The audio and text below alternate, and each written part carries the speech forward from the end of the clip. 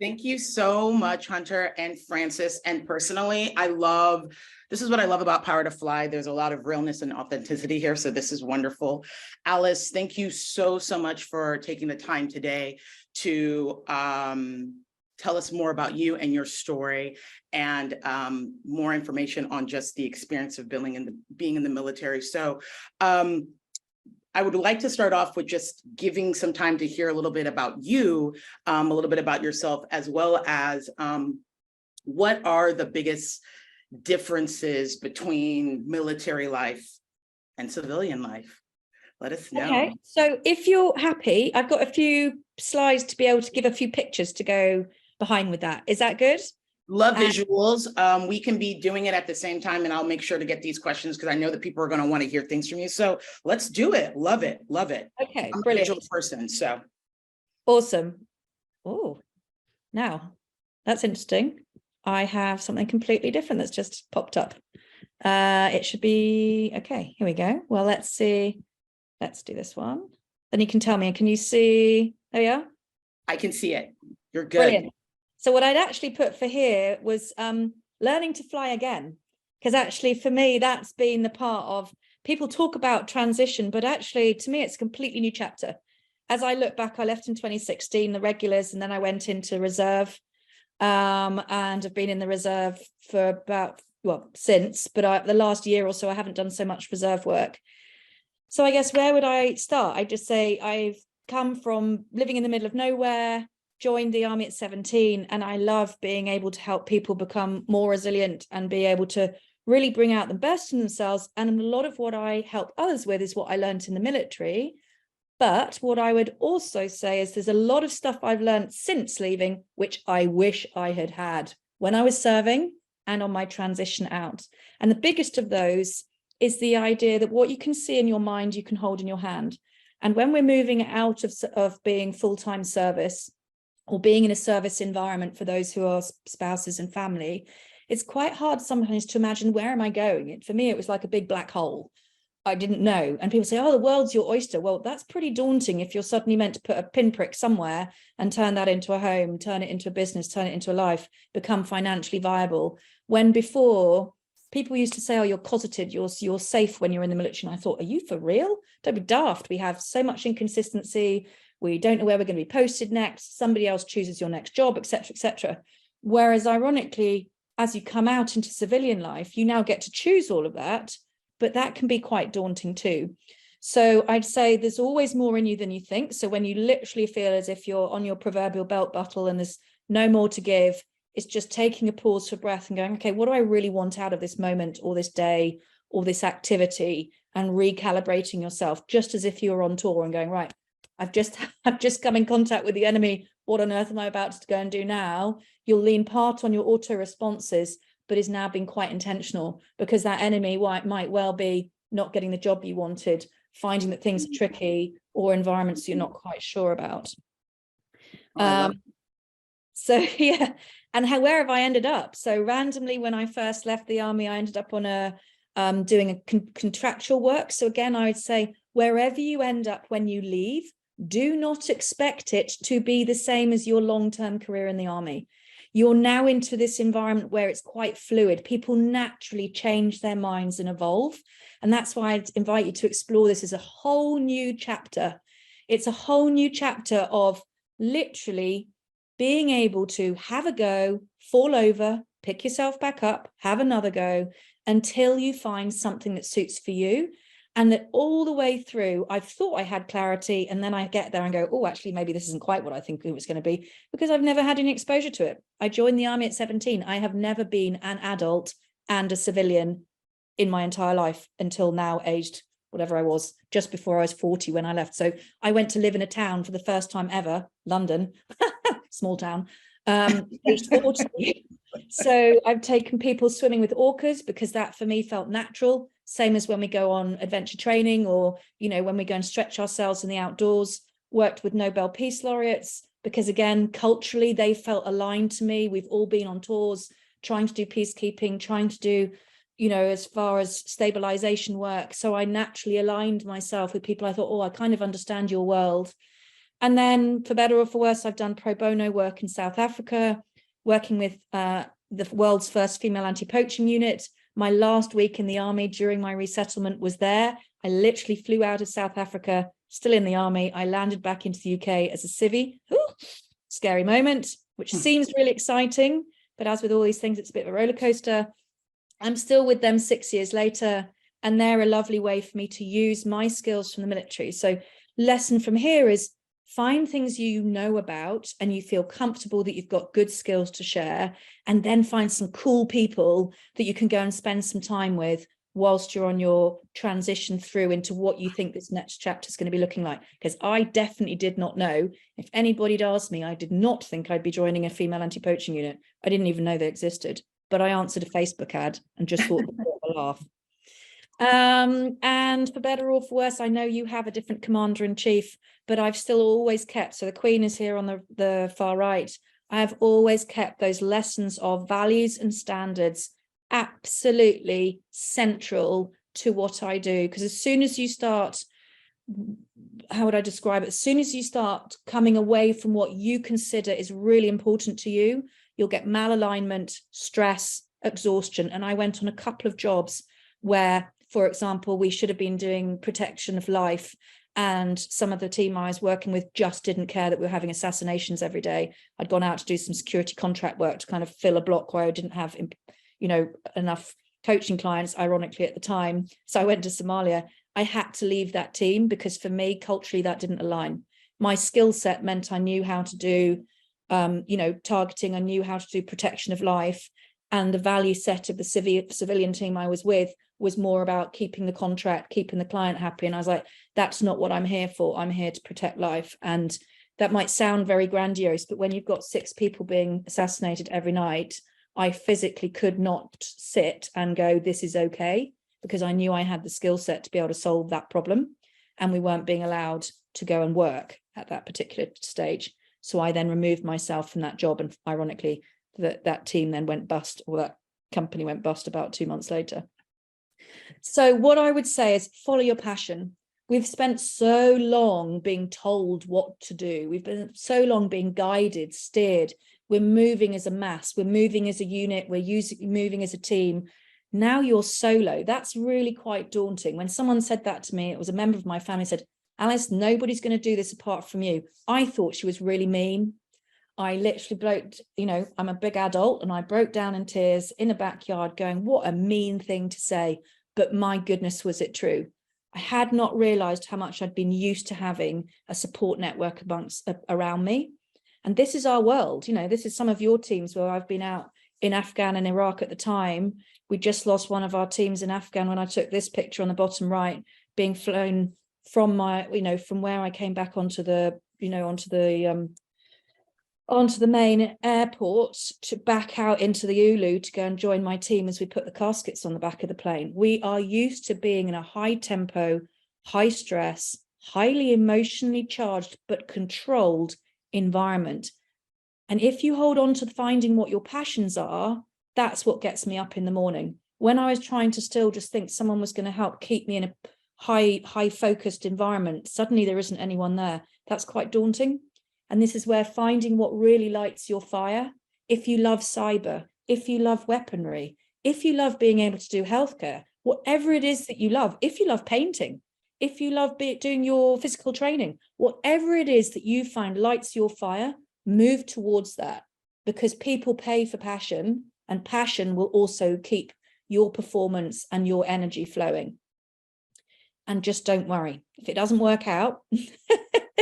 I think there's a great quote from Michael Jordan that often says about how focused, I can't remember the exact words, but essentially there's a picture of him, being able to be able to slam dunk and get a ball in the net, and, or do you call it, hoop in the States, I think.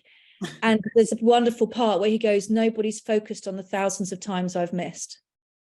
And you talk to anyone during transition in a quiet room or at a bar or in a quiet moment, and they will all tell you of the moment that actually it hadn't worked out. But do they publicize it? No. Do you get the pretty pictures all over LinkedIn and Facebook and, oh, I've been employed here, and it all makes it look as if it's perfect. Look under the cover And I don't say that in a mean way. I say, look under the cover, because it makes it real. You get to see the reality of how many times they've had to pick themselves up, what has worked, what hasn't worked, and realizing that this is a journey for us all. So skill mastery, energy mastery, and outcome mastery. The one big part which nobody for me, I hope it's different for you guys, ever explained to me was actually the impact of not managing my own energy. I was so used to going on tour, you deploy, you're given a cookhouse, you go to the cookhouse, you're in a routine, you're provided food, you eat it, you go to the gym, you're given your, PT that you have to do. So there are natural mechanisms within military life that mean you're getting fed, watered, you're given a bed, hopefully. If not, you dig your own outside, but you've got a, shell scrape to sleep in. Whatever it is, we're really good at being able to solve problems. In Civvy Street, nobody's doing that for you. And one thing I've kept on doing is operating as if I was on tour. But obviously in military life, we come to the end of the tour, be it 6 months, 8 months, 18 months. Some of the times I've served with US units, long time on operational tour, it comes to an end. Civvy life doesn't come to an end. That was my biggest realization going to work with one of our national, and I see NGA as one of the sponsors for today, was seeing that actually this was one long operational tour for the rest of my life. I was like, oh my goodness, I can't operate at the same tempo. So it's just, and you're going to need new skills. And this is why I was like, learning to fly again. You're needing to learn to fly in a whole new environment. And don't kick yourself or give yourself a hard time that you're not going to be the perfect human being when you walk out the gates. You're starting a whole new world. And with that takes the humility and being gentle on ourselves to go, actually, I need to be every day looking to see what can I learn to make civvy life exciting, enjoyable? What new skills do I learn? So I spent a whole load of time doing education of neurolinguistic programming, project management, realized that wasn't for me. Change management, realized I really enjoyed that and it's quite handy. Other people learn to be electricians. They learn whatever the skill is, continue to keep yourself upskilling. And I think we naturally have that mindset from the military, but we're used to it being paid for. We're used to it being on hand. And now is using those veterans resources to keep that growth mindset alive and surround yourself with talent. There is a wonderful veterans network for you to lean on. I maybe just wasn't prepared enough to realize how much I needed to go out and hunt it, because no one's going to come and say, can I help you? You think they're going to, and online they all go, oh, I'm always here for you. But they're always here for you if you go to them.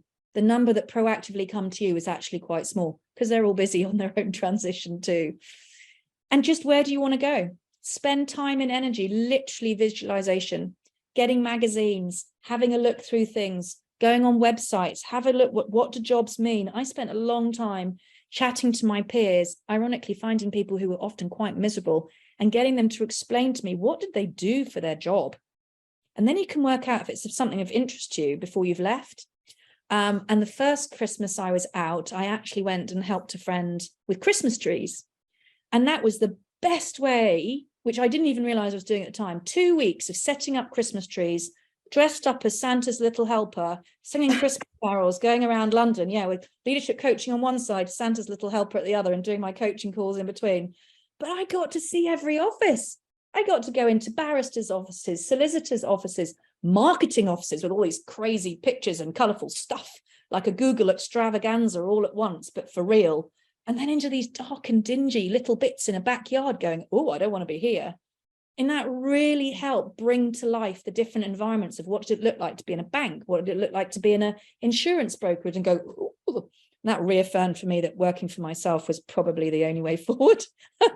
I was going to ask you about that really quickly, because you talking about that made me think about what has been the most exciting part about leaving the service and becoming a civilian, like in that experience you're speaking of when you were helping with the Christmas trees. It seems like that gave you an opportunity to see different things, which is amazing. So I just wanted to hear a bit more about that.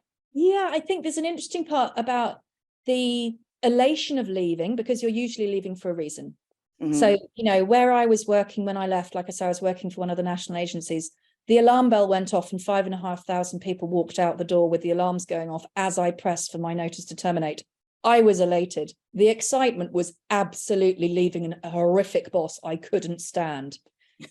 Yeah, so the elation for that only carries on so long till the reality of, oh my goodness, what have I just done? And then it was leaning on finding fun stuff. So the Christmas trees was because a friend rang me up and went, somebody's not come in today, is there any chance you can help? And I loved that feeling of being purposeful. I say, don't worry, found a red jumper, a pair of leggings, and off you go. And it's putting fun stuff in and taking away a lot of the judgment of I should. So again, I loved going to Somalia, which was the job where we were meant to be helping provide security into Mogadishu with the crazy company, which I didn't know at the time, who just didn't have the same moral value set. But touching down onto that red earth of Africa again and just going, oh my God, I feel like I'm home. I didn't mind the bombs and bullets around because again, it felt like home, which was very disorientating, going, oh, I love this. I'm a civvy. I can choose what I want to do. And I get to eat in a nice cookhouse, but I'm being paid properly for it. Woo-hoo, that was exciting. But then the roller coaster at the other end of going, oh my goodness, but I'm with a set of people that don't match my moral value set.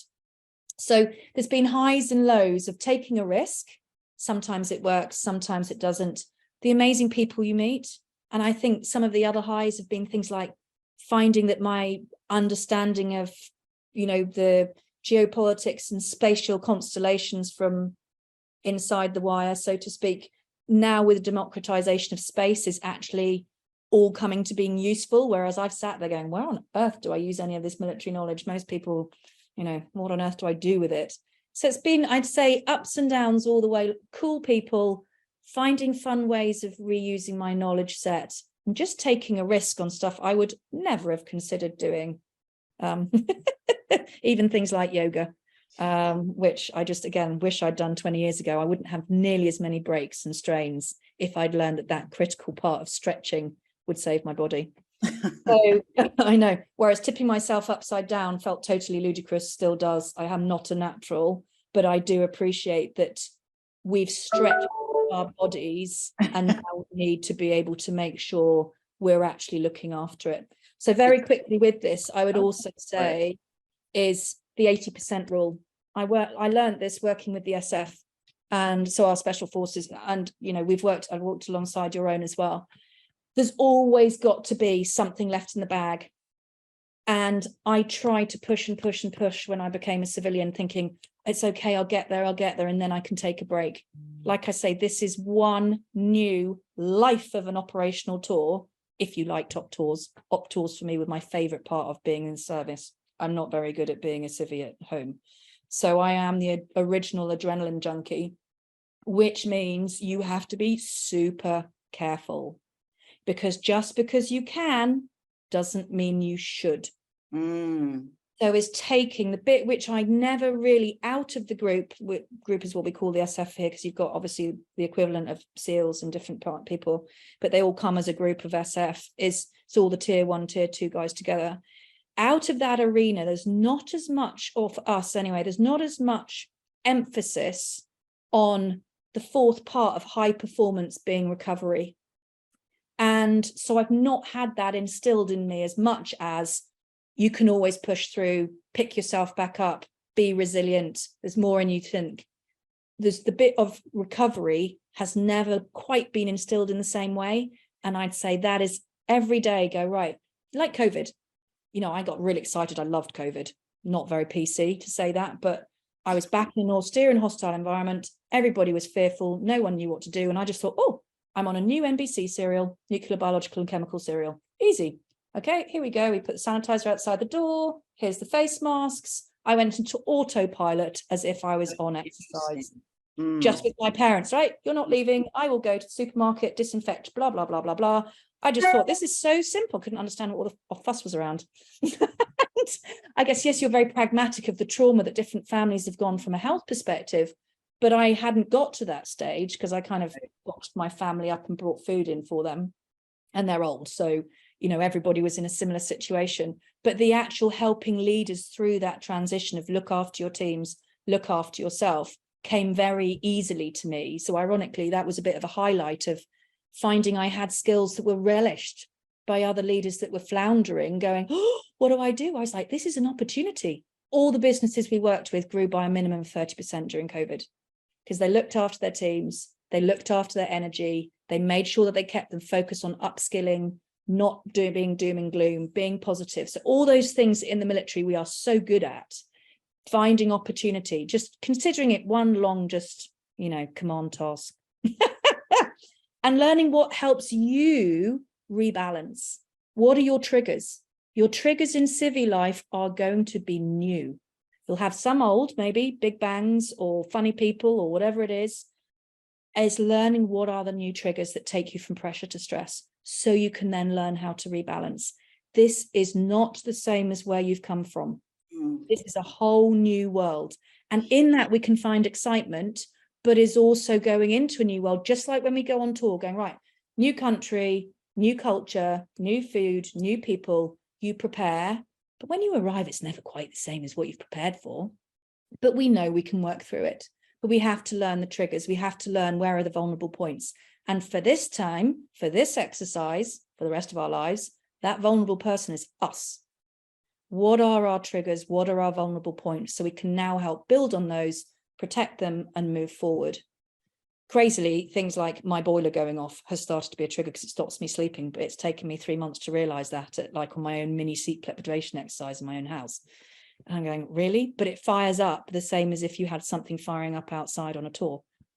Right. And very briefly is just getting used to looking at what are you coping? Being really honest. This is where self-awareness comes into a whole new domain, because I don't mean to keep on saying there's no one else looking out for you, because that sounds so scary, but it's a whole different style of, I'm used to having a team around me. I'm used to having a peer. I'm used to going into the cookhouse. There's always somebody checking, are you okay? They may not be asking it, but we're looking at each other's pallor, your state, how are you speaking, how are you driving? We're very aware of each other because we have to go to war together. We have to fight together. And that means we have to intrinsically know how we are serving together. Whereas now it's, okay, am I actually coping? That can be hard to sometimes go, no. If I'm starting to feel pressured, oh my goodness, what's taking me there? Am I starting to feel overwhelmed? What do I need to bring myself back? And so you don't hit unwellness. And I have hit unwellness a couple of times. And it caught up with me, given the fact I do resilience and leadership, completely unawares. I just kept on pushing and pushing and pushing, serving my family, serving clients, doing stuff I thought was right, and forgot to look after myself because it hasn't been an intrinsic value for me instilled as an army, officer, was serve to lead, serve the team first, you come second. This is a whole new world of putting yourself first. And just, find what events is it that's reducing. So I've had to take stuff out of the diary, and is then going, okay, and how do I now cope? I've got an old boss randomly that I ring if I've occasionally had a panic attack. In the army, panic attack, really? Sign of weakness? No, it never happens. How on earth has this happened as a civilian?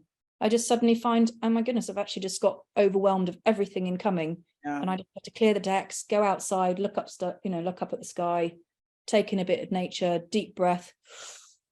And then you go, oh, what was I worried about? Where on earth did all of that come from? And, and you just pause, and then you find someone you can speak to, goes, are you okay? Yes. And it's like taking myself back to being in the office. I was his adjutant. He was my CO, commanding officer. And he just said, yeah, okay, great. So we have a couple of minutes left, and yes. Wanted to make sure we get some questions. No, but I wanted to ask one more question, and also more importantly, I want to give you an opportunity to speak a little bit about your organization. And just based on the last comment you just said before you answer about your organization, is just lastly, how can employers help veterans transition into civilian employment? Because I feel like that's where you were going, and I would love to get a little bit more for the people watching, more insight on that. But these guys are people who are going to be employed rather than employers, yes, that are on with us today. Yeah. What can employers do to help employees veterans? Or employers? Sorry. Employers. Oh, okay. So what can employers do? Get a psychiatric nurse. But I wouldn't say that's for veterans. I'd say that is the biggest thing I learned about going to my first civilian organization. They had a psychiatric nurse in the team. Everybody went to them if they were having a stressful day. What an amazing capability. It's very handy for veterans, but I'd say it's very handy for everybody. Mhm. It puts it back into the prevention space rather than cure. I would also say get somebody who can be it's just allow time for people to settle, just have open conversations, candid candor, so that, you know, if you hear somebody swearing, is just to help them understand that that's not okay. You know, we're so used to language in the army that people don't, that we use here anyway, we use, you know, swear words as adjectives. It's not seen as an expletive, it's seen as just another part of the language. I've had to do quite a few mentoring programs, so I've had to explain to the civilian mentors, this is not them being rude, it's just part of their language set. And then you're helping them move through, okay, what can you now transition that to? What's okay, what's not okay? Have the open and upfront conversations in a non-aggressive way to help somebody understand what the social norms are of where they go to. Because I get caught out if I've not lived in the UK as an adult. You know, I've been deployed most of my life. This whole thing of having to go to a shop and get food all the time is like, what a waste of time. Where, you know, I have to come home and like cook it and deliver it. My productivity dropped by 25% when I moved into an apartment. I'm like, what a waste of time. So I then got jobs for the first 3 years that involved food and accommodation because I just couldn't quite cope with that part of transition. I'm sure there are many people that have homes and families that don't have to worry about that. But I was so used to an operational environment. Yeah. And just ensure, if you're an employer, that you are ensuring that you are looking at how much time are they spending in. And if someone isn't turning up, ask why. I just don't think many civilian employers are used to that level of duty of care. Whereas I coach that now into teams and the teams respond so well. If somebody's not there, why? Not to berate them, to check they're okay, to make sure, is it because they're feeling nervous about coming in? Are they having a bad day? Has something happened at home? Their child's sick, something's happened. Just be flexible, because then the military person will provide, without question, outstanding value, and both fiscally and just to the team and the business as a whole. But it just may not come in the package you're used to seeing it. And that's, I guess, this part, be gentle on yourself. It's not going to be perfect. And it's just being really careful of how much you are seeking out adrenaline moments because you've come from an adrenaline-filled environment.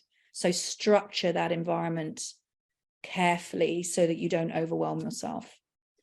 Alice, thank you so much for giving us so much insight and telling us your story and just gracing us with your presence today. Thank you so much for everything you've done. And I really appreciated this, and we all did as well. And thank you so much for chatting with us today.